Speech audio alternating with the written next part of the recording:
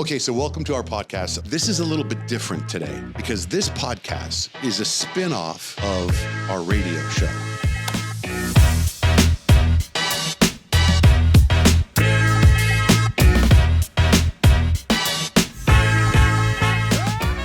Just so excited you're here. It's freaking me out. Wow. I mean, I was happy to be invited. This is awesome. Glad it worked out. Do you have a show in town tonight? Yeah, we're playing at wherever the hockey team used to play. The arena. Right across from the football stadium. Yeah. Oh, wow. The hockey arena. What time? What time is that show? 7 o'clock. Starts at 7. We go on about 9. Wow. You're welcome to come if you want. Oh my! You know, it's funny. So this is such a weird moment. My wife is a huge fan of yours, right? Oh, nice. Huge. And when I told her you were coming on this podcast, she was in her office, and she immediately went to your music, and she goes, she plays Mercyme. I want this played at my funeral, which is right. But she, How about before then? when I told her when you were going to be here, she's actually in Paris. Oh, wow. She went there. She got there this morning. And a friend of ours, their daughter is at the Cordon Bleu School. Okay. And so she couldn't be here today because Yeah. she would have, she comes to most of the tapings of these podcasts. Wow. So actually, when you say come tonight, I actually could go. You And should. we And actually then we'll did a- rub it in that you went to the show. We did a segment on my radio. So I do a radio show. Yeah. And we did a segment on my radio show today because Coachella's this weekend. And there's a girl on my show that wants to go to Coachella. She can't get anyone to go with her, so she's going to go by herself. And we did a segment of what have you ever done by yourself that most people don't do by themselves, Gotcha. right? Yeah. And it's funny, I didn't tell this story, but in 1988, I went and saw George Michael by myself. Really? Yeah, by myself. I wore white jeans and a red shirt. I don't know why I remember that. I parked far away. So that'd be kind of wild to get like full circle that I went to a Mercyme concert by myself. Well, you're welcome to come. We'll let Brickle know. He'll take care of it. Put me down? Yeah. Holy smokes. We'll that'd put you be- down either way. put If me you down. decide not to come, No, just because I it. get up at 3 o'clock in the morning. All right, But I'm I would just saying. love to go. You put me down. I'm a little anxious going alone myself, so if you don't come, I understand. Wait, so now I'm going to tell you some more. I'm talking about me real quick just because I made a New Year's resolution. This is so crazy you guys put me on the spot, but you're really not. I made a New Year's resolution to say yes to more invitations more often All right. because I turned down so much stuff. And this is so right there. This Well, is all right. so right in there. It's almost We like I have to go. understand if you don't come. Now I'll go. The ticket will be there. One, please. Yes, that's right. Yes. Mercy me. We'll put a spotlight on you just by yourself. Yeah. Leave the other chairs empty around you. Be like, Just make it really stand out. man. Everyone else is in Paris. Yeah. Oh my gosh. That'd be so. I'm in. I'll do it. I'm in. And thank you for the invitation. Of Thank course. you very much. Of course. I'm so grateful you're here. I obviously the one that my wife once played at her funeral. Funeral song, yeah. Is that common? That people Very common. Yeah. It's usually, I think it's made me an introvert over the years because most people that want to get to you to talk to you, it's not like I'm a big fan. It's like the most tragic story of someone who's passed away or how the song was played at their funeral. But yeah, I mean, that's why I wrote it after my dad died and just didn't realize it was going to impact people the way that it has. But it also is a song that like heals, right? It's Sure. not like so I'm one of these guys. So I do a radio show, but I never really listen to the words of songs or what they mean, So like I remember I saw an interview. You remember the band REM? Of course. Yeah. That song, This One Goes Out, the one I love, Yeah. and everyone thought it was a romantic song. Right. But then Michael Stipe's like, it's not. It's a breakup song. It's a terrible song. Right. And I was like, what? So I never listened to the words, but when you listen to the words of I Can Only Imagine, Yeah. it can be taken different ways. Like it was Totally. written, but Yeah. it was written from you, the perspective of what? My dad died when I was, I was about to turn 19 back in 91, he passed away with cancer. And so I grew up in church and, two things happened. We were leaving the gravesite. My grandmother said something like, I can only imagine what your dad's seeing right now. And for some reason I got obsessed with that phrase. Like, when kids are, whether they're practicing their autograph or writing on whatever they get their hands on, I would always write that phrase down. And, I didn't write the song until 99, so 8 years later. But in the meantime, I'd started a band. And one of the things that was said after the funeral, somebody said, if your dad could choose, he'd rather be in heaven than here. And I appreciate the sentiment, but for a 18, 19-year-old, it kind of pissed me off, to be honest with you. It's like, what's so great about God that he would choose that over me? Because my dad was an awful person until he got his life right. He was diagnosed with cancer when I was a freshman in high school, and just fell in love with Jesus. And he completely transformed. By the time he passed away, he was like my best friend and the dad that I always wanted, like genuinely my best friend. It was a complete transformation. So for them to say he would choose God over you, I was like, man, I just got the dude that I wanted my whole life. Don't tell me that. So a lot of the questions in I Can Only Imagine originally were me like, all right, God, what's so great about you? Like, why would I be speechless? Why, just that's kind of where it came from. But over those years of dwelling on that thought, by the time 99 came around, I was trying to finish a last song for an independent record, and every page had I Can Only Imagine written on it. Couldn't find a blank page in my journal notebook. I was like, all right, I get it. And so I just decided to try to make that into a song. And so all those questions I'd spent years on, I understood it then. My relationship was in a much different place at that point spiritually. And so they did come from a sincere place, but originally it was me kind of being ticked, like, why would someone say that to me? Right. And by 99, I got it. I'm like, and I think when I say it's written for my dad, it's not I'm going to miss you, Dad, and all this kind of stuff. It's just, I think it's not dogmatic. It's not shoving anything down people's throats. It's wondering the same thing. I think every human at some point wonders, like, is there something more? And maybe that's why it's resonated, because it's not forcing anything on anybody. It's just asking the questions. So the way I kind of do this podcast is I try to like not research you. Sure. Because then people go, tell me more. I know your dad died. Tell me. I don't want, I like it like if I was like on an airplane ride and you were sitting next to me and we had an hour flight to San Diego, and by the time we land, we know a lot about each other. Right. So like I'm a dad. I have 3 boys. Okay. And for some reason, dad stories, like that back, like gets me, it reminds me, you remember, are you a George Strait fan? Yeah. Freaking Forever Amen. Oh yeah. Not Forever Amen. It's Randy Travis, but that's Randy Travis. That's one, that's for my wife. Yeah. The father song, I got sent home from school today with the shiner on my eye. You know that song? Oh yeah. What's the name of the song? Yeah, I know exactly what you're talking about. It's a day without it. Anyway, it's about him and his dad, and it freaking just made me cry, right? And so, like, now that I know the story behind that song, I feel like it's gonna. Are you a dad? I am. I have 5 kids. I've got 3 boys, 2 girls. Oh, wow. Boy, girl, boy. And, how old are the boys? Or how old are all of them? My oldest, Sam, who's opening for us tonight. He's 24. He just signed a record deal. And Sam's 24. Gracie's 21. Charlie's 20.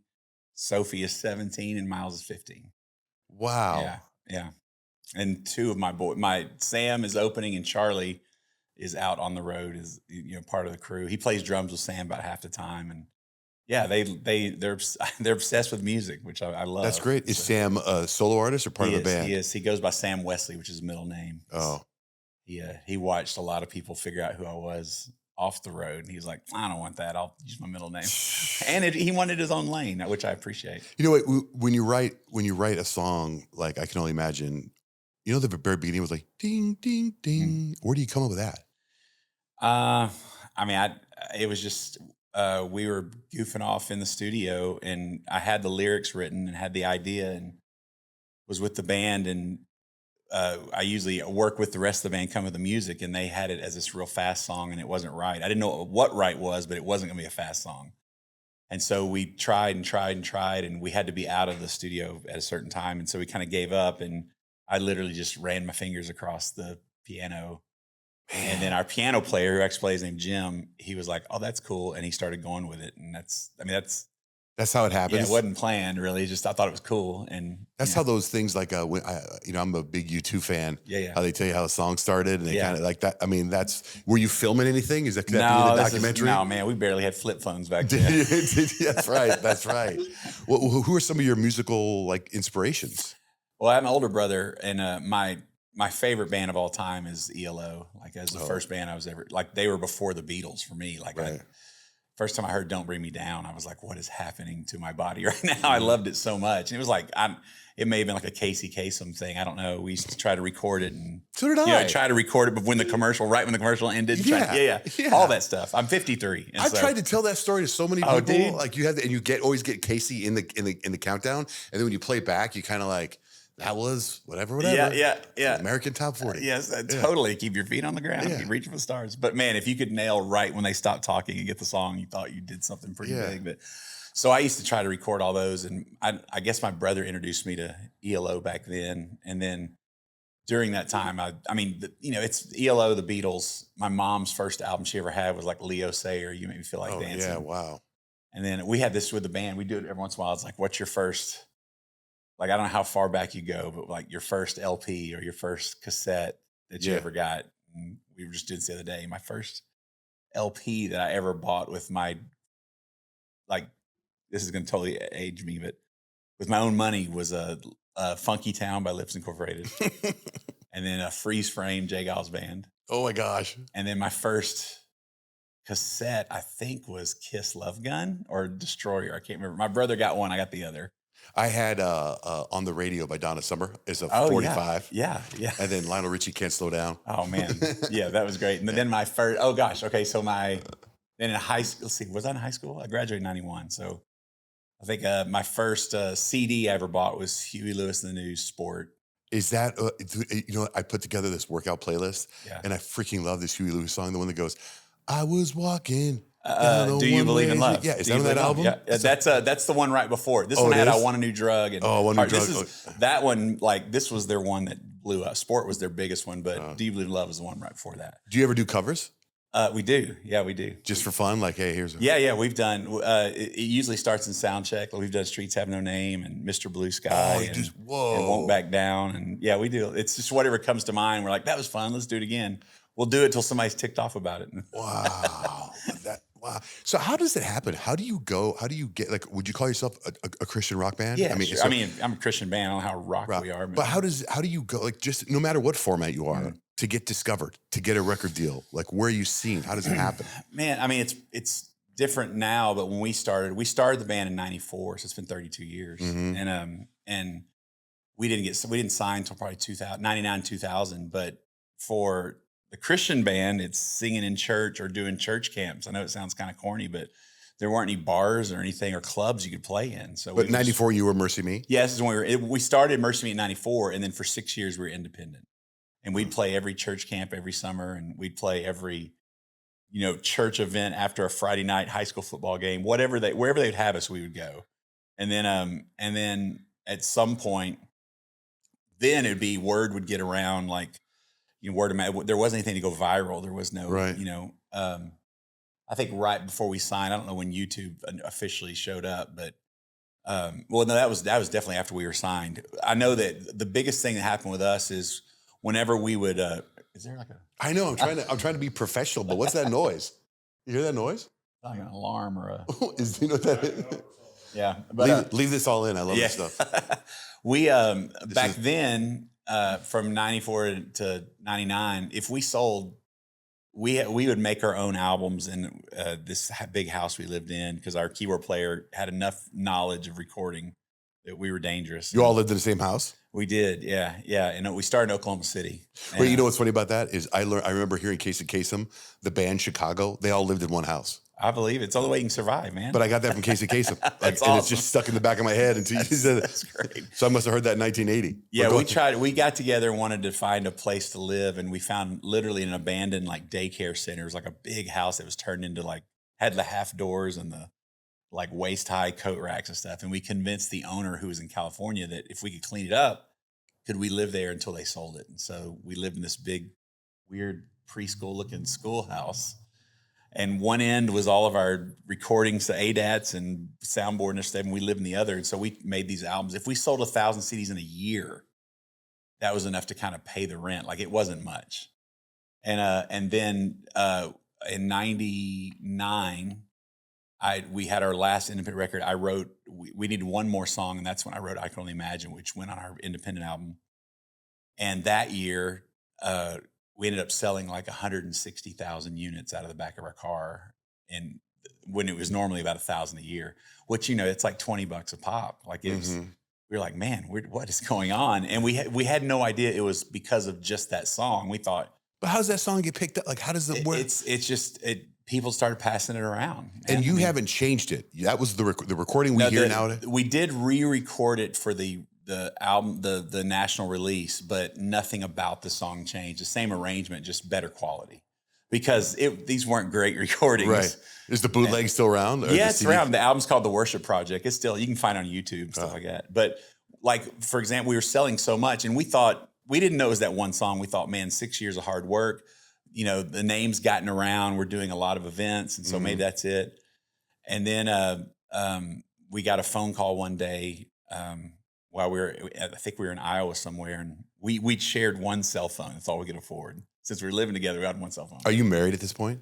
I am actually. I am married at this point. Yeah, we because I got married in '97, and so we had our phone, and so I get this phone call, and I answer it because we're on break or whatever. In between, we're doing these sessions all day, and this person goes, "Hey, is this Bart?" I was like, "Yeah." He goes, "Hey, this is Amy Grant," and I was like, "Whatever," and I hung up on her.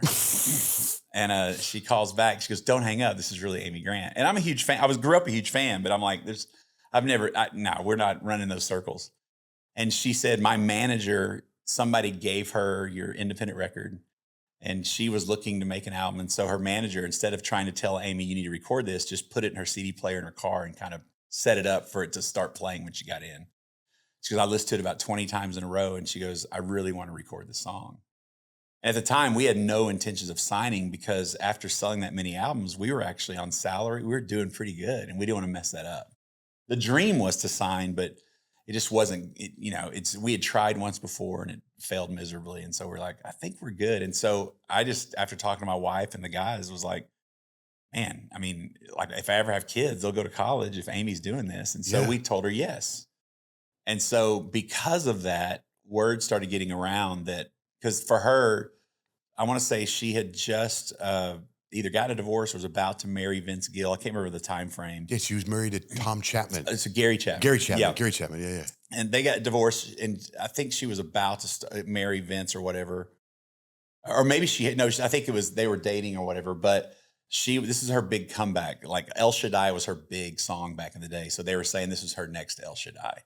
So word got around Nashville that we were the guys that wrote it, and so we started getting record deals based off, like, they were just like, hey, we're just going to say from the writers of Amy Grant's smash hit, here they are.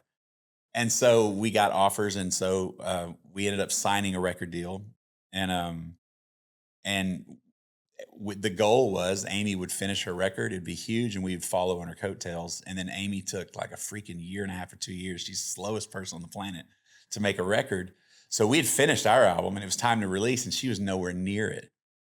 And we're like, what are we doing? Like, and we're like, well, plan B, we're going to release and see what happens. And we were allowed to make a B-side version of Imagine on our album, but it wouldn't be our single. It was hers to run with.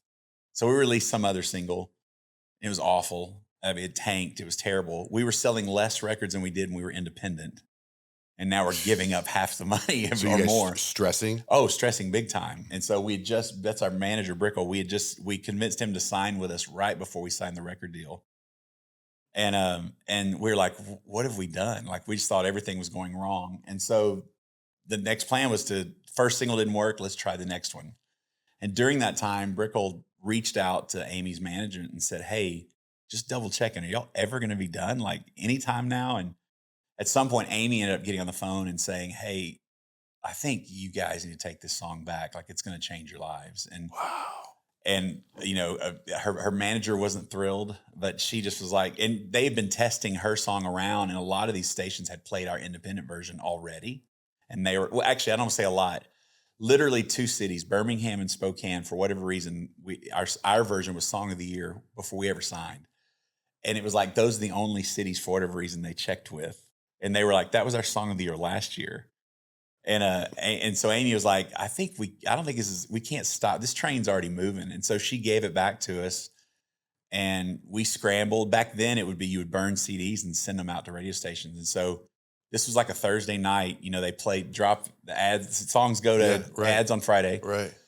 We spent all night calling stations saying, don't play the next single. Give us a week. We've got something else for you. And so we burned CDs, sent Imagine out, and it went number 1, pretty quickly, and the album went platinum and did its whole thing and ran its course in the Christian market. And so it was like, man, we never dreamed this was going to happen. And so it was time for our next album. So we were promoting our second album called Spoken For, and this was after 9/11. And while we're promoting that album, I get a phone call. I lived in Dallas, and a friend of mine goes, "Hey, you need to turn on Wild 100." So there's this morning show called Fitz and Big Gay Steven in the morning. Fitz was my stunt guy. No, he wasn't. Yeah, I used. Are to you do, serious? Yeah, I did radio in Houston, and I hired Fitz when he was 20 years old. I talked to him him. on the I phone talked right to him now. last week. Are you serious? He's still one of my he changed gave our him a lives. shot. He changed our lives. Wow, Like he's a great singer too. Yeah, He's like he is. 6'8". Yeah, he's a 6'9". giant. Yeah, I think he's doing like country countdown. Right? He does a country countdown. Yeah. So Wow. so Fitz and Big Gay Steve in the morning on Wild 100. And I was like, there's no way. And so I'm living in Dallas, so I turn it on, and all I hear Fitz say is, "Stop calling, we'll play it again in a minute." And for the next 3 or 4 hour show, Imagine's the only song they played. And it would be, they'd play it, and and maybe because 9/11 wasn't that long before, people were calling him in tears, like thanking him. And what I understand happened was, when Fitz told me later, was they were doing this truth or dare kind of Howard Stern kind of almost perverted idea of people calling in and doing gross stuff. And someone called in and dared him to play I Can Only Imagine. And he was like, "What are you talking? No, that's not the point." And their own fans kind of called him out, like, "What do you mean you won't do it?" And he goes, "We don't have a copy of it." And then his producer, a guy named Tony Wolf, I believe. Tony was like, I think he said somebody's dropping a copy off. And what Tony told me later was he was secretly going to seminary, but didn't tell anybody because he thought he'd get fired if they knew he was going to seminary. So he had the album in his car. He went down, brought it up, and they played it. And they were one of the first stations that started doing the whole, you could get on the internet and fans would vote for their top 5, and so I'll never forget. So we end up being number 1 for about a couple of months behind. It was us and In the Club by 50 Cent. It was number 2. That's the 2 song. And a J-Lo, LL Cool J song, whatever that would have been, were the ones. And Fitz was like, he told me he got so excited because he was like, "Dude, no one's ever called to thank me for playing a song. It's usually like, play more Eminem or whatever." And he just got excited about it and started calling people left and right, because he was like, he got all excited about, man, there was a day like Wolfman Jack where you'd lock the door and play a whole album. Yeah. And so our label's like, I'm not sure what to do with this. Like, we're a Christian deal. Like, this shouldn't be working. And so we had the idea. We started burning the song, sent it to every top 40 station, said, "Play it once. If you don't get a response, throw it away." And everyone that actually played it, it went number 1. Now, like LA, New York, they wouldn't play it. The biggest one was in whatever the station is in Orlando. They not only wouldn't they not play it, they just made fun of us nonstop. Oh. It was daily. And they did this battle of the songs, to where every week or whatever they would do, like take their number 1 would be, if it keeps winning, people would literally call in real time and say, "I love this." And so they decided, just to humiliate us, that 50 Cent, In the Club, was their number 1 song. And they said, "We're going to go battle against this dumb Christian song."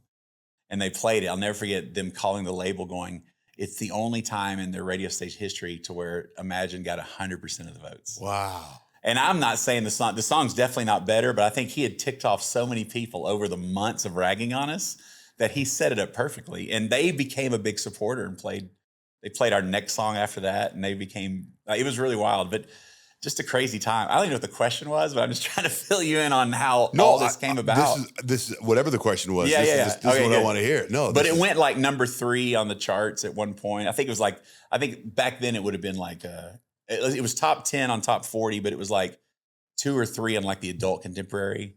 It's funny because I know that song. I feel like I've known that song my whole life, and I don't know if I've ever played it. But I have a top 40 station. Yeah, I never know. Like back then, the adult contemporary, it was us and like Michael Bublé had that song called "Home." Mm-hmm. That was his pop deal. We couldn't beat him, but that was whatever time frame that was. It would have been probably 2002, maybe. But the song was created in '99, and in 2002 is when it just goes mass appeal. I think 2001 or 2 is when it went Christian charts and did everything. And it was probably 04? 04 is when it went mainstream. At some point, we got to FaceTime Fitz. Totally. Yeah. Totally. I mean, 04 it went mainstream. And so it sold another, like it went platinum again. I think it's 5 times platinum now. Is that right? think that's right. Yeah. 4. 4 times. Wait, Sorry. so at what point, at this point, I know this isn't the main objective, but I'm always curious to know, at what point all of a sudden you start seeing these incredible checks come in the mail? Yeah. And you're like, or is it just, is it direct deposit or are you just getting checked? Is it like Back old then school? it was get a check. Yeah. So you'd go to the mailbox and wow. Yeah, dude. I mean, well, I'll tell you, speaking of a father-son thing you'll love is so we were pregnant with our first son with Sam. And so when my dad passed away in 91, he worked for the highway department, building bridges, stuff like that. And he had some kind of annuity or retirement thing. And he told me and my brother, he goes, it really wasn't much. He goes, either you get a lump sum of like 70 something grand a piece, or I can break it down to like $600 a month for the next 10 years. And he goes, I'm not letting you choose. I'm doing the monthly because if I give you the money, you'll have a boat with no lake in sight. And he was right. I would spend it in 2 seconds. So for 10 years, I got a check for $600, which allowed me to work on the band stuff when the other guys are working at Blockbuster or whatever. And it's not much, but when you don't have much, that's a pretty big check. So your dad stepped up a lot. He really did. Yeah, he did. And he just thought ahead. I would have absolutely taken the lump sum. What happened? Like you said he made a change. What happened? My dad was incredibly abusive my entire life. Physically abusive? Like, yeah, he was. And he never drank, never did drugs or whatever. And and my parents divorced when I was 3, and I lived with my dad my whole time. Me and my brother did because they didn't want to separate us, and my brother was involved in sports and everything. And so when my mom remarried and moved from Dallas to San Antonio, they decided to leave us there with him.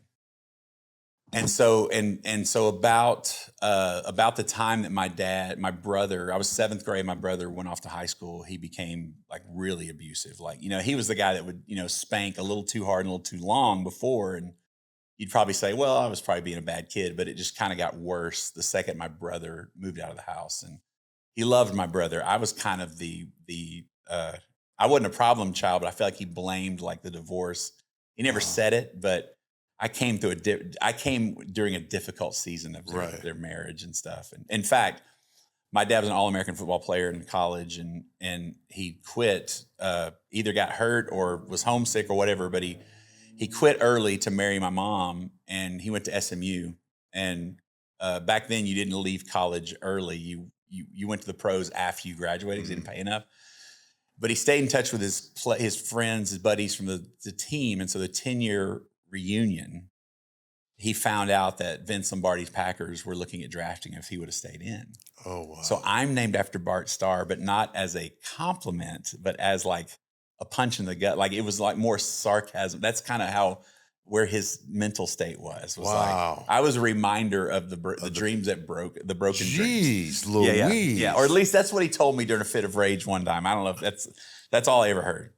And so, but anyway, so he was very abusive. My freshman year in college, he was diagnosed with pancreatic cancer, and which usually doesn't last long. Mm-hmm. And we didn't know much about it. And at the time, he ended up being the longest survivor they'd ever known. And for about 5 years, he had it. And for my freshman year in high school to freshman year in college, I would go in at night to check on him, and he'd be asleep with a Bible on his chest, and he would always fall asleep that way. And just, I grew up in church, but I don't know if I've ever seen a transformation to where he became a different person, whether it's fear or what's coming next. I don't know, but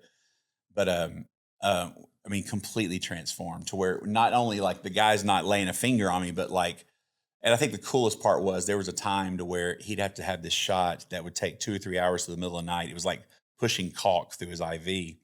And our nighttime nurse was killed in a car accident. And it was so hard on my dad that he said he didn't want another nighttime nurse. And so the daytime nurse, I went to like prom with her daughter or something. They were friends. She said, I'll do the paperwork, and she taught me how to do it and just told them that she was doing it. So like broke the rules so that I became the guy giving him his shot. Wow. So my entire junior, senior year of high school, I would sit with my dad awake for 3 hours a night, when a teenager didn't want to talk to anybody. Right. And we just caught up on a lifetime of just conversations to where he would tell me, what's going to happen afterwards, to the girls I should or shouldn't be dating, and everything in between were these unbelievable conversations we had to where I just adored this man and was like, where have you been all my life? Wow. And so, yeah, so it went from, I've always said like, and that was the time where I realized, man, if the gospel can change this dude who was a monster, then he can change anybody. And it changed my life. Like I was like, I'll spend the rest of my life telling this story because I'm telling you what I saw before was unchangeable is what it felt like. And to see him like, go from that to this is the man I want to be when I grow up. Did he apologize ever? Oh yeah. I mean, it was, in every way you could. Like, how can you tell these stories or this story and not I'm getting teared up? Oh. Like, when I talk about my dad passed away as well. Yeah. And it's just tough for me to talk about without. Maybe because I've told it thousands of times, and it gets a little bit easier. Right. That makes sense. That makes sense. Yeah. So it's, and also outside of like an interview like this, most of the interviews I do, they've heard that story at some point. Right. So I enjoy getting someone that doesn't know anything about us because it's fun to talk about. You have this really kind face. Have you ever? Well, thanks. I guess. Well, that's good. That would be hard to do my job otherwise. Are you close with your brother still? I am. That's a weird yes. But when the first I Can Only Imagine movie came out, which is the story of my childhood, my brother's the one that convinced me I should do it because I was like, I'm not doing this, and because you got to. And it was somebody else that approached us about making the movie. And when it came out, I showed him the movie alone, and he was like, "Man, that was tough to watch." And I was like, "Yeah," and that's all we ever said about it. And that was probably about 8 or 9 months before the premiere of the movie. And a week before the premiere, he goes, "Hey, I don't think I'm going to come." I was like, "Why?" And he goes, "I just think you made all that stuff up." And I was like, "Whoa, what?" And my brother, when I was in 7th grade, my brother moved out, and he doesn't. I think the hard part is when he left, the violence elevated greatly. Mm-hmm. I honestly think that he struggles with this idea that he might have been the one that protected me before then. And so I think it's a weird burden for him to bear thinking that this happened after he left. And so I've had a lot of grace with him. But I also realized that my brother is not, my relationship with Christ is totally different. My brother's not one that go to church or whatever. And we've all these years said my dad's an amazing man, and he would agree. We've always agreed in that. But where the story changes, I would have said that Jesus changed my dad. My brother would say, nobody changed him. He was always amazing. And we didn't realize that until we saw the movie together. And I was like, hold on, what are you talking about? Like, he goes, that stuff didn't happen. I was like, dude, there was a time when we were little where you slammed the car door on my fingers, and I came in crying. And my dad held you to the wall by your throat until you passed out. You don't remember that? And he honestly said, well, I shouldn't have slammed the door on your fingers. Jeez. And I was like, and that's the rub. Like, and I've gotten a lot of therapy because I probably would have been the same guy to say that. But it's impacted the way I'm a husband and a father now until I was able to connect. Oh, this is why I would address things the way that I do, because this is how I was taught. And how do you handle your fits of rage or whenever you get angry? Hopefully I don't have many. I will say though, when I go through the drive-thru and my kids aren't ready to order, I can snap pretty good. Why is that so bad? And I think every dad deals with that. What do you mean you don't know if you want onions? Pulling out of line. You had 10 minutes to be ready. But yeah, it's been my biggest problem now is I'm so afraid still that there's just some weird part of me that's like what he used to be, that I don't hardly discipline at all. It drives my wife crazy. Right. Like, I let the kids get away with murder. I'm like, I'm their best friend. And she's like, let's be a dad. Don't be a best friend. So you've never spanked? Oh, no, I have, but it's been not much. Because I would always be like, oh, man, what if, like a shark tasting blood, like what if I snap and become this animal, which is crazy to think. Mm-hmm. But that's how much fear. It's a real fear. Yeah. Like, so I swore I'd never be that to my kids ever. And sometimes it's to a fault, man. Like, I spanked my oldest, and I have horrible guilt about it. Never spanked the other two, and I was just like, I can't. I think my worst one was with my oldest son when they were little. We were at Disney, and him and his middle brother Charlie got in a fight. And I remember pushing Sam onto we had a fold out couch that was out in the room, and so I pushed him onto the mattress to get away from him. And I thought it was the most horrific thing I've ever done to a human. And it was really probably the safest thing I could have done. And I remember the guilt I had, and it was more of the look on his face, like he couldn't believe that I just launched him onto the bed. And I was like, that's it. I'm going to jail or something. Hey, how does the movie happen? And who played you? Well, the movie happened about 8 years before it released. Because there was a sequel, right? It just came out. Yeah. It just went to streaming or where you can watch on there or whatever. It came out in February. So the first one, a lady named Cindy Bond, who is a movie producer, she took me and Brickle to lunch in Nashville and said she was trying to find she was asking around what the most famous Christian song was and if there was a story, because our thought was if this song had done so well for so long, it would automatically promote this movie. Like it already has, and so somebody told her about a song called Shout to the Lord, and then I Can Only Imagine at the time. And apparently Shout to the Lord didn't have a story because we were second. But I told her about my dad and stuff. And by the end, she was like, I want to make this movie. And we thought she was nuts. Like I have know nothing about movies, nor would think anyone would care. And all I knew is that back then she would, anytime you want to tell, like if I want to make a movie about your life, I'd have to buy your life rights, which is usually like, it may be a couple of $1,000s every year. That gives them a chance to get something going. If the year expires and you go, hey man, I'm almost there. Here's another $2,000. I'm going to keep working. So, and it was funny because back then I was like, oh, that's cool. I could buy some shoes or something, And so if she wants to say yes, because we knew it would never happen, but she wants to waste her money. And so for about 6 to 7 years, we get a check. I was like, man, we are conning this lady is what it felt like. Like as she keeps saying, I'm trying. And then all of a sudden, she finds the right script and the right directors, and they make this independent film that Lionsgate picks up at the very last minute, and it did $84 million in the box office. Holy smokes! And it was us and Black Panther and Tomb Raider were top 3 back, and we would go back and forth. It's 2017 because I saw 2018 on the sequel.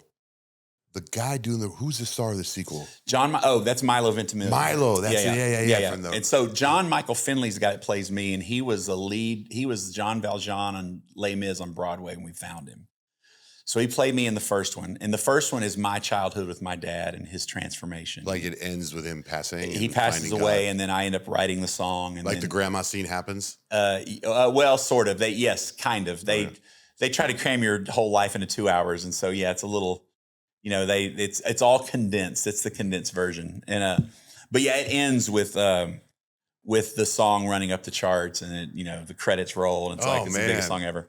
So then we have another song called Even If, which is our second biggest song of our career, and it's been huge for us. And the same lady, Cindy Bond, fell in love with the song, and so she was hoping to make a movie. Not of my life, but a movie just using the song. Like maybe we can find some kind of fan mail, some story. Let's just do something. And that was right after the first movie, like 2019. And so I started saying no all through the pandemic and until about probably 2 years ago. I finally was so tired of her calling because she's a bulldog, man. And I said, if you find the right writer, maybe they can come up with something. I'm open to that.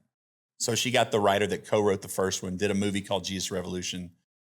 And I got with him and we were reluctantly like, okay, we can just say we met, tell her it didn't work out. And then at the very end, he was like, well, how did the song come about? So I told him how my oldest son was diagnosed with juvenile diabetes when he was 2. And a lot of 2004 is when that happened. And a lot of tragic things happened in my life in that season. At the height of our career, it was like the lowest point in my life. Wow. Yeah, and just loved ones that passed away and stuff. And then my son's diabetes, which at the time seemed trivial compared to the people that have died.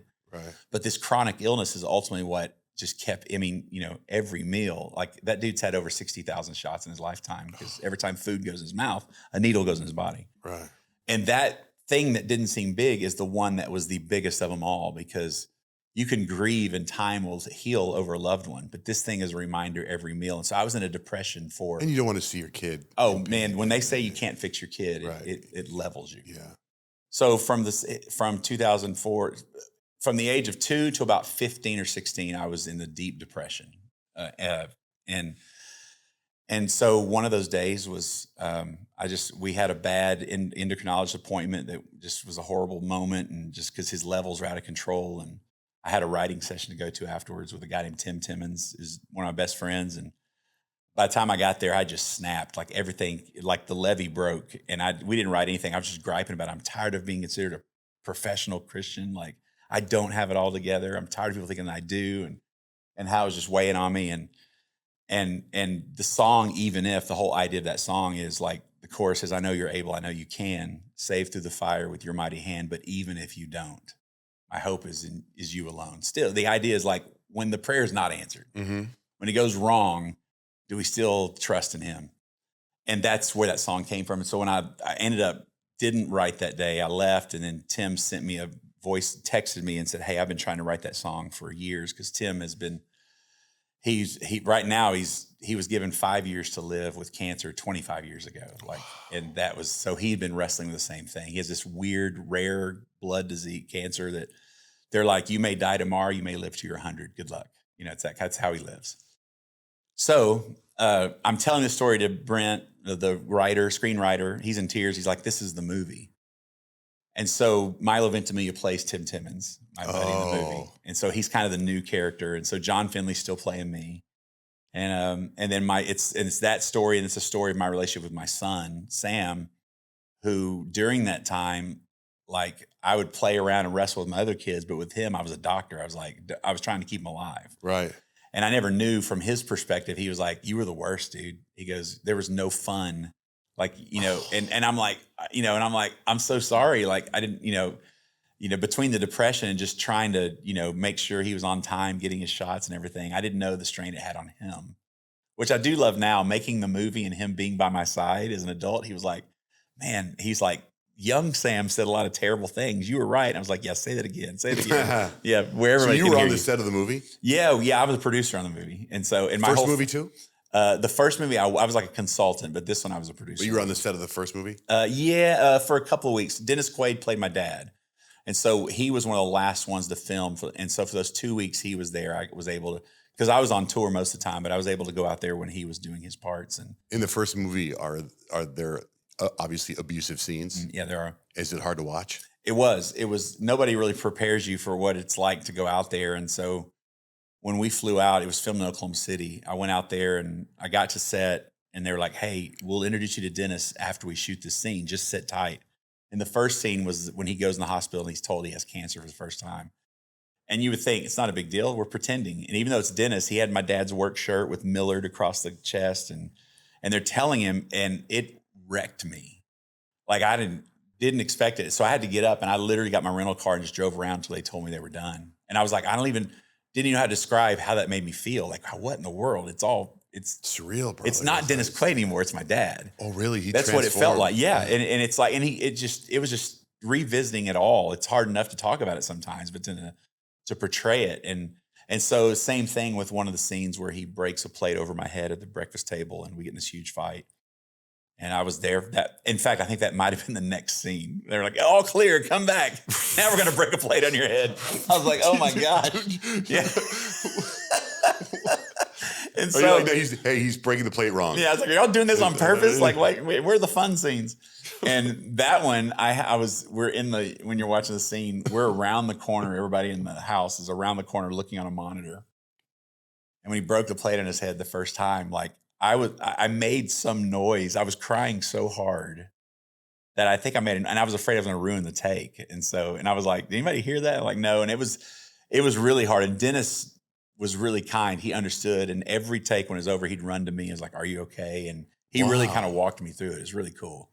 And, but yeah, that was the hardest part. There's a lot of inaccuracies of like just compressing the storyline, but I wanted the abuse scenes and the redemption scenes to be as accurate as I can remember, because if the abuse scenes are as real as I can recall, then the redemption story is that much stronger. So then your brother sees the complete movie for the first time. He wasn't on the set to see and he wasn't living at home anymore. So he sees this movie. And he's like, there's no way. It was never like that. And I was like, dude, I said, I don't know if we've ever talked about what it was like once you left. But he was like, I think you're just trying to sell tickets. And I was like, I wish you knew there's not enough tickets in the world. You don't need to sell tickets. Yeah, it's like this would not be worth it, because it was so, like, I'm glad it happened. If I'd have known how hard it had been while filming it, like, I was full of regret. Like, this is harder than I ever imagined. No pun intended.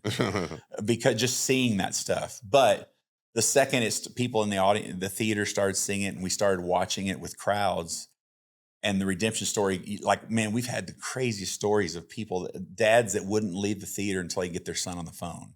Sons that wouldn't leave the theater until they get their dad on the phone. Dude, we have a voicemail. It's the best. And our management office got a call from a Louisiana judge. And this juvenile delinquent judge or whatever called and said, I hope I get it right, but she goes, there's this kid who's been kicked out of his home. His parents are deadbeats, and he's been in and out of the system over and over and over. And anytime he goes to trial, a guardian has to show up. And she goes, we've had to reschedule because half the time the parents won't even, the dad, they're divorced, but no one will come in his defense. And they finally kind of got the dad to show up, and they're going at it and dogging each other, and they hate each other. And she, for some reason, saw that movie's playing in the local theater, and she made them like dismiss, like put the trial on hold and make the two of them go watch our movie. And she goes, and we'll adjourn, we'll come back when it's done. And she was like, and she said in the voicemail, I don't even think I can do that. And I'll probably get in trouble if anybody knows my name or whatever. I'll get disbarred or whatever that is. So they went and they came back. And according to her, like, I mean, in tears, arm in arm. And we're like, and like the dad was full of so much regret, and they were talking and stuff to the point to where I think that she released him in his custody. I know we met her finally at a show. I don't remember how long it was afterwards, and she said they were still doing well. Wow. I don't know. That's been years, but some crazy stories like that. Have you looked at producing other movies? Yes. Yeah, like you maybe. got the Hollywood bug a little bit? I did. I think just being a storyteller, and it's the reason I write songs, I became fascinated with how they do it. And just enough people that thought I had more involvement in the first movie than I did were like, what other stories do you have? Right. And so like it wasn't my intentions, but nothing to show for it yet, but there's some like a comic. I used to be a comic book nerd, and so I'd worked on something since I was in college that no one would ever see. It was like, it's just a hobby. And certain people have caught wind of that, and they're like, hey, we seriously want to see a script written. So it's not, it's just like Marvel. Well, I don't know what that. Well, it's kind of people that are like not competing against Marvel, but it's like the first time they heard about it, Marvel, the end game was happening.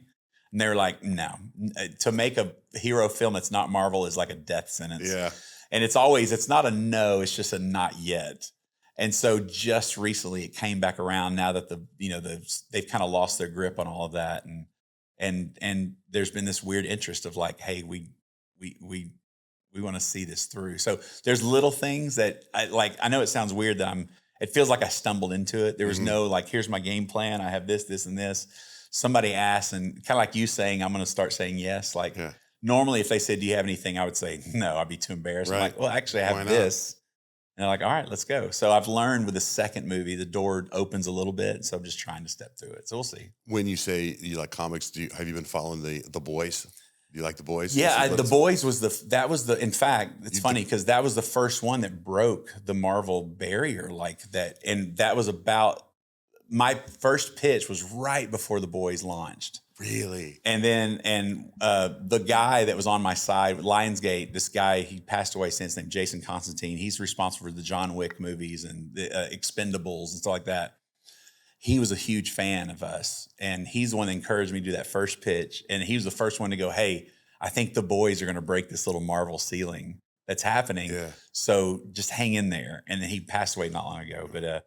But he's the one that kind of encouraged me to keep going. Because I was like, I'm a grown man talking about comic books. This is ridiculous. Hey, man, there's a lot of them. That's what he said. He goes, you got to start somewhere. You have nothing until you don't. And what are some of the comics from back in the day that you'd get? Man, I was big. I was a big Green Lantern fan. I probably leaned more on the DC than Marvel. Like I like Spider-Man and stuff. I love Spider-Man. I did too. I just, for some reason, I don't know why, but back then when I was a kid, being 53, like Justice League was cooler than the Spider-Man stuff, and then when Marvel kicked in and I'm having kids of my own, like we became obsessed. I just love science fiction. What about Star Wars?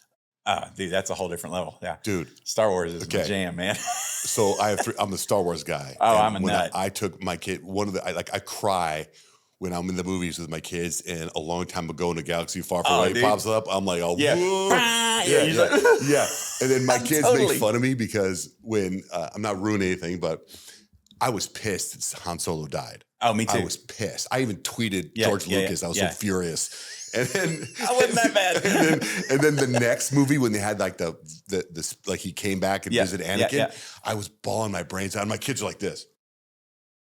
So now they make fun of me all the time for crying. So were you ticked the way Luke Skywalker died? Or how'd you do with that? The Last Jedi? I was indifferent. I just was like, it wasn't as powerful to me as no, Han it Solo. wasn't. But I was like, I just thought there'd be more to it. I've actually appreciated it more looking back. At the time, I was like, yeah, I have a love-hate relationship with that specific movie. Like some of the beautiful scenes I've ever seen are in that movie. Right. Have you started watching Darth Maul, the one that just came out 2 days ago? No, I just saw it. I haven't seen it yet. It's all right. There's 2 episodes. It's pretty insane. So what's cool about that? When I was 5, my dad took me to a drive-in to see the New Hope. Wow. And it's got to be one of my earliest memories. I remember it vividly. Well, then when my youngest, Sam, couldn't be much older, Phantom Menace came out. So that got to be our movie. And then my youngest was about the same age with Force Awakens. And so I got to like 3 different times. Like, it was so rad. Now, my middle son, he got lost, but otherwise, I think he got some weird Lord of the Rings or something. Who knows? Yeah, I never got into Lord of the Rings. I tried, but it's too many people dressed up like elves in the crowd. I didn't like it. But if they're Star Wars, they're normal. They're fine. When you write a song, though, like when you wrote Imagine, is it like yellow pad and piece of paper, or is it computer? That one is on the back of a utility bill and the envelope it came in. Do you have in it fact, framed? it's like they just put it in some weird museum in Nashville. Is it really? Yeah. And I've had it the whole time, but I just found it. But it's, I forgot. I know what I was going to tell you.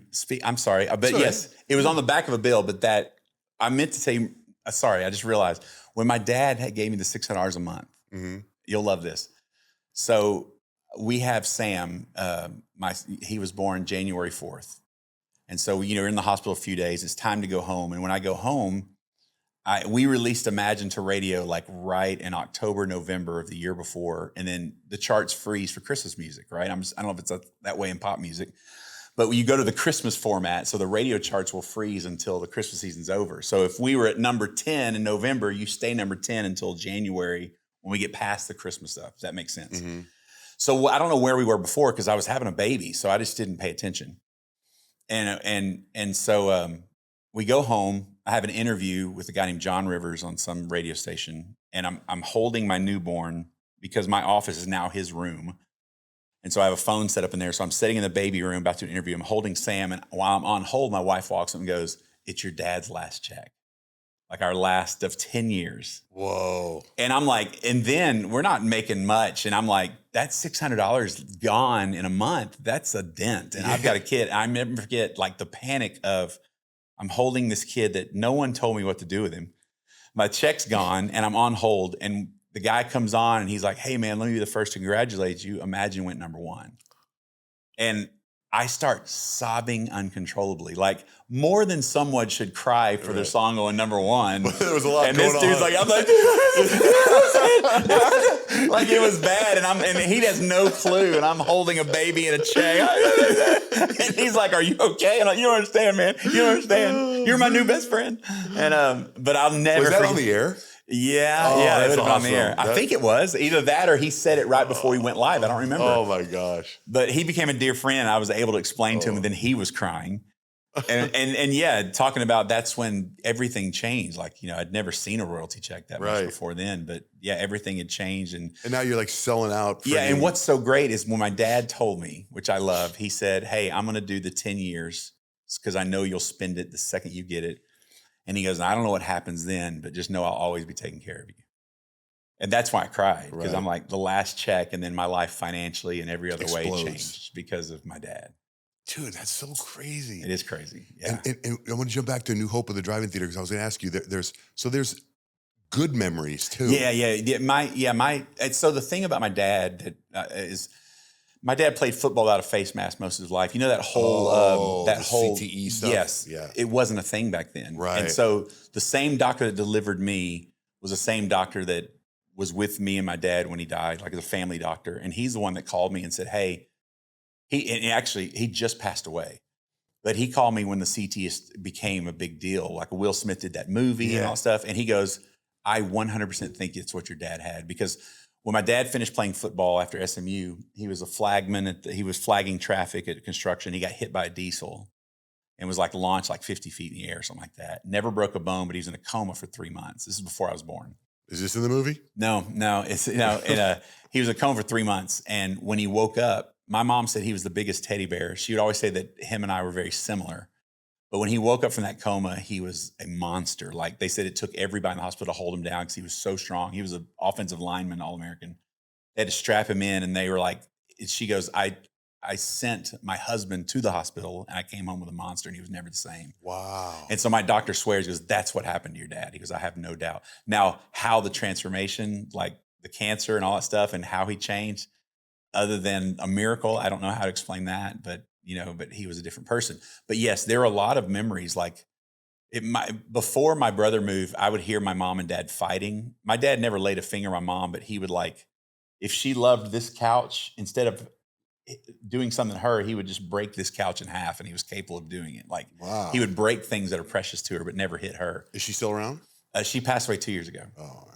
And so, but I was the first, other than spankings, I was the first one in 7th grade when it was just me and him, to where he started taking swings at me and stuff. What'd your mom think of the song in the movie? My mom was the one that I thought, because in the movie, there's a scene where mom, and it's pretty much what happened. My mom tucked me in, and then I came home from school, and moving vans had left. My mom left me with my dad. That was my perspective. When they asked me about in the movie, when they interviewed me, that's my perspective as a kid. Now I was able to write a book and explain what had actually happened. And I didn't know until later in life. Like when she was able to explain it, she said, I knew I had to leave. I was afraid of my life. And she goes, all of our family lived there. And she kind of got, back then in the 70s, if there was a divorce, it didn't matter how bad the husband was, the wife would take the blame for whatever reason. Like, why, you had a good thing going. I know it sounds awful, but it was very chauvinistic. And the whole family convinced her to not separate the kids, because she was going to take me because my dad adored my older brother. And she kind of got bullied into leaving us because they thought she was the reason that messed up the marriage. They had been divorced for a while, and then she was about to remarry for the first time, and he was going to live in San Antonio. And that's when they were like, they thought you may be back. Let's see, let me think. That was her third husband. She'd married once with an abusive guy that was married for like 6 months, broke her arm and stuff like that. And then the third guy, everyone at this point thought, this is not going to last long. Go do whatever you got to do, but leave the kids here. That was their mentality. Mm-hmm. And so she knew that if she tried to move the stuff, because there was stuff there still, because she couldn't afford it. And if she was going to move that stuff out with him there, it was going to be a bad scene. And so she decided to tuck me in, and she said all the I love yous and all this kind of stuff. She may have even tried to explain to me what's happening, but I was falling asleep from what she said. And so it was weird that she was at my dad's house tucking me in. And then while I was at school, the movers moved all their stuff. And when the bus dropped me off, they're leaving with all the stuff. Half the house is gone. And I remember screaming down the road, like, take me, take me. Oh my gosh. And it wasn't until my mom for years thought we discussed this the night before. I was like, I was a 4th grade. I don't even know how old I'd have been at the time. And you just assumed that was good. And so in the movie's like, how did you feel? I said, this is what it felt like. So that's what's in the movie. So I had to go to my mom's house and show her this movie that was in the worst light possible. And I sat with her alone. I showed it to her, and I knew it was going to kill her. And she was in tears, but she goes, you know what? That's pretty much how it happened. Wow. And she was my biggest fan, and she was very supportive. She goes, it's painful to see, but if it helps somebody else, then tell the story. And she stayed married how long to the third guy? She stayed married to the third guy for 20-something years until he passed away. Did they have kids? No. This is, yeah. So that was like 82, they got married, and he passed away right before I got married, like in the mid-90s, a little over 20 years. No, it'd be 82, 92. No, it was longer than that. They were married for maybe just under 20 years. But Are you friends with anybody from the movies?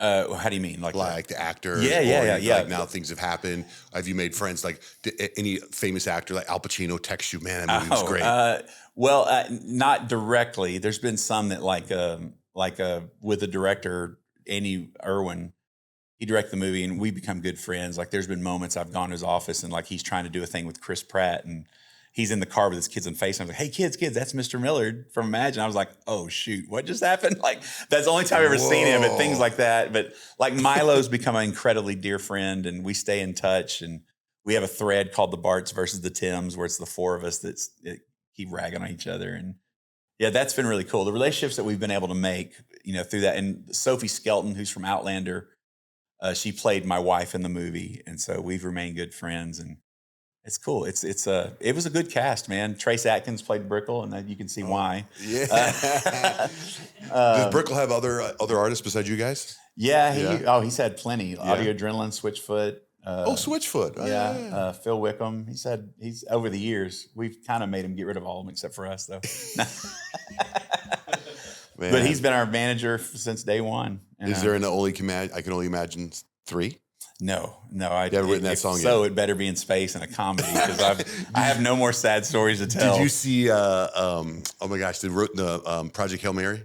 Oh, dude, I saw it twice. Did you really? So good. Right? Did you like it? I did. I liked it. And I was my emotions of when I first met Rock. I'm like, come on, and then I'm in love with Rock, dude. And no CG. Did you see that? I know, and it's an actual puppet.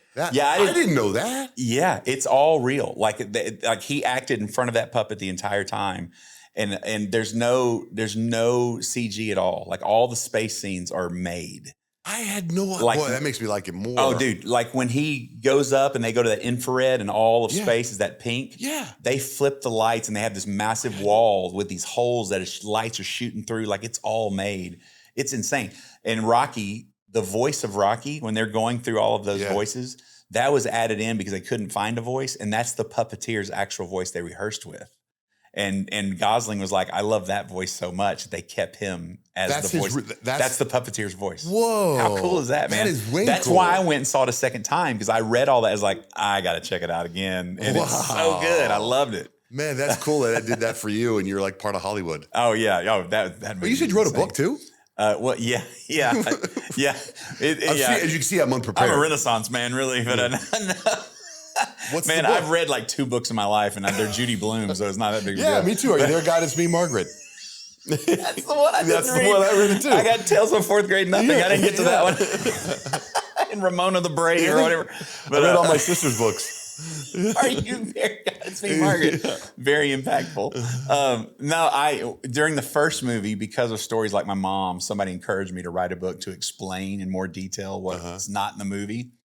And it's kind of like a companion, because I'm always the guy, if I'm watching a true story, I want to Google more about it immediately. Yeah. So that's why we wrote the book, and it was really therapeutic to do. So when the second movie came about, we're like, yeah, we're going to do this again. And it's just reading the script and going, I know why they did it, but there's so much meat they left on the bone. Right, they have to. Right? Yeah. So it was fun to write a book to kind of explain in more detail. That's very cool. Yeah. In fact, speaking of Judy Blume, I remember, so my sister had the Judy Blume books, and then one day my mom had a Judy Blume book. Do you know that book? It's called Wifey. No. Very adult material. Really? Yeah, I was like 12 sneaking out in the back reading it. It's really a Judy Blume book? It's a Judy Blume, and it's dirty. Judy Blume After Dark, all right? Hey, thanks for coming on my podcast, man. Gosh, thanks for having me.